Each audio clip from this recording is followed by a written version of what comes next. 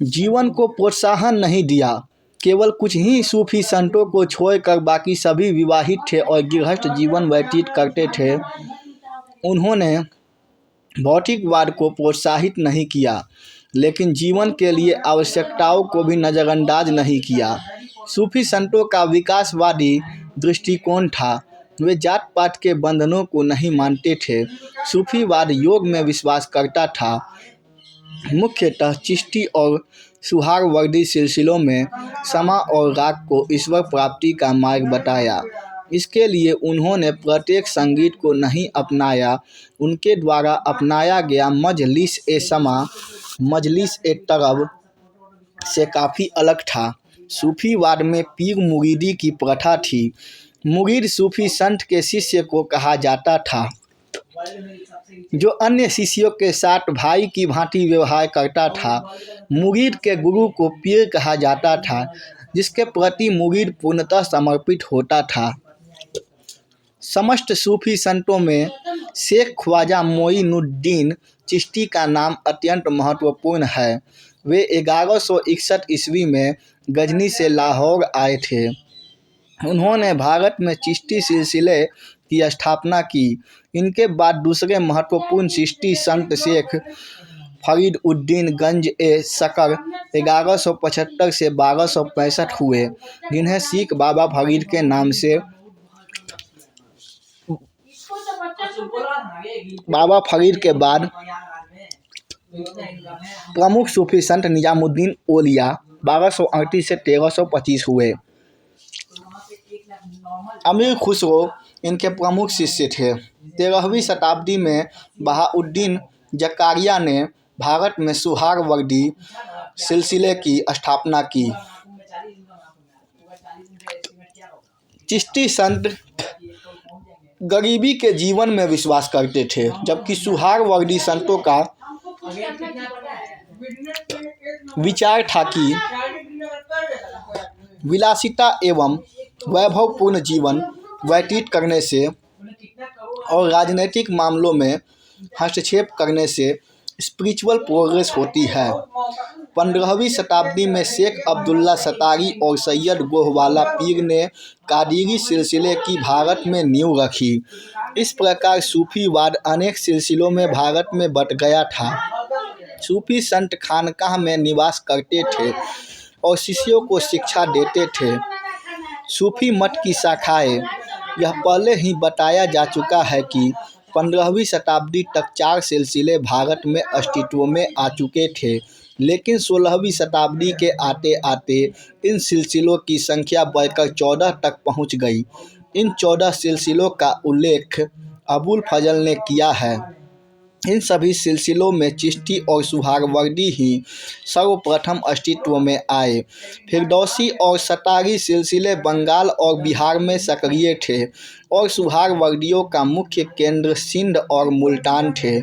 चिश्ती सिलसिले के मुख्य केंद्र अजमेर, नारनौल, सरवाल, नागौर, बदायूं, झांसी, अयोध्या एवं उत्तर प्रदेश के अन्य नगर थे। इन सभी सिलसिलों में चिश्तियों को अत्यधिक लोकप्रियता प्राप्त थी। चिश्तियों की अनेक प्रथाएं हिंदू प्रथाओं से मिलती जुलती थी। प्रमुख चिश्ती संत थे ख्वाजा मोइनुद्दीन चिश्ती, ख्वाजा कुतुबुद्दीन बख्तियार काकी, ख्वाजा फरीदुद्दीन मसूद गंज ए शकर, शेखर निजामुद्दीन औलिया, शेख नसीरुद्दीन चिराग ए देहलवी, शेख अलाउल हक, शेख हमीदुद्दीन मानिकपुरी, बरहानुद्दीन गरीब, नूर कुतुब आलम, हजरत शेषु दराज आदि।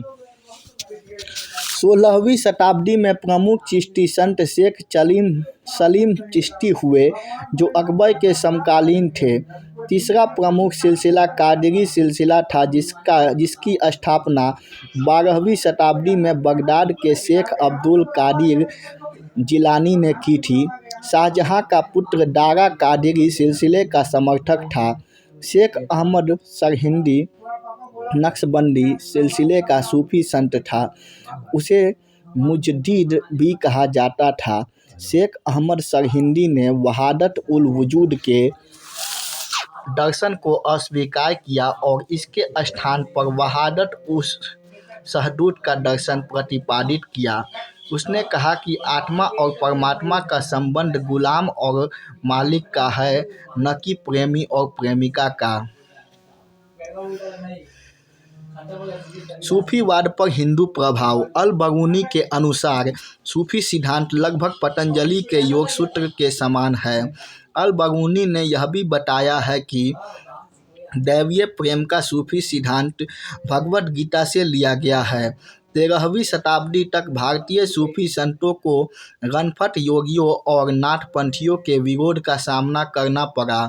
शेख निजामुद्दीन औलिया ने भी एक ऐसे वाद विवाद की चर्चा की है जिसमें वह नाथपंथियों के इस सिद्धांत से प्रभावित हुआ था, जिसमें मानव शरीर को शिव और शक्ति में विभाजित किया है।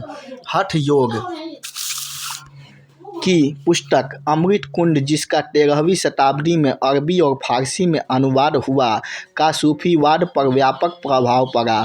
शेख नसीरुद्दीन चिराग ए देहलवी ने श्वास पर नियंत्रण करने को महत्व दिया। जिसका श्वास पर पूर्ण नियंत्रण होता था उसे सिद्ध कहा जाता था। केवल नक्शबंदियों को छोड़कर अन्य सूफी मतों ने योग और श्वास नियंत्रण के सिद्धांत को अपनाया। वहादत उल वजूद का सूफी सिद्धांत भी हिंदू योगियों के सिद्धांत से मेल खाता है या प्रभावित है। शेख अब्दुल कद्दस गंगोही नाथ पंथियों से प्रभावित था। उनकी हिंदी में लिखी पुस्तक अलख से इसकी जानकारी मिलती है। उन्होंने कहा कि अलख निरंजन अदृश्य है। उन्होंने अलख निरंजन को खुदा बताया है। सूफी क्रॉस फर्टिलाइजेशन में विश्वास करते थे, जिसकी जानकारी कश्मीरी के नूरुद्दीन ऋषि के ऋषि आंदोलन से मिलती है। यह आंदोलन कश्मीर की शैव तपस्विनी लल्ला से प्रभावित था। नूरुद्दीन और उसके शिष्यों ने स्वयं को ऋषि कहा, जबकि इस शब्द का प्रयोग हिंदू योगी करते थे। नूरुद्दीन ने स्वीकार किया कि मांस का भोजन के रूप में प्रयोग शरीयत में स्वीकार किया गया है, लेकिन यह निर्दयतापूर्ण कार्य है, इसीलिए वे शाकाहारी हो गए। हठ योग की पुस्तक अमृत कुंड से प्रभावित होकर सैयद मुर्तजा ने योग कैलेंडर नामक ग्रंथ लिखा। इसी प्रकार सूफीवाद अन्य हिंदू सिद्धांतों से भी प्रभावित हुआ। प्राणायाम। हिंदुओं की योग व्यवस्था कितनी प्रभावशाली है, यह शेख नसीरुद्दीन चिराग ए देहलवी के बयान से सिद्ध होती है। शेख नसीरुद्दीन ने श्वास पर नियंत्रण करने को महत्व दिया। उनका मानना था, जो व्यक्ति प्राणायाम द्वारा अपनी श्वासों को नियंत्रित करता है या कर सकता है, वह सिद्ध होता है। बाकी अगले पार्ट में।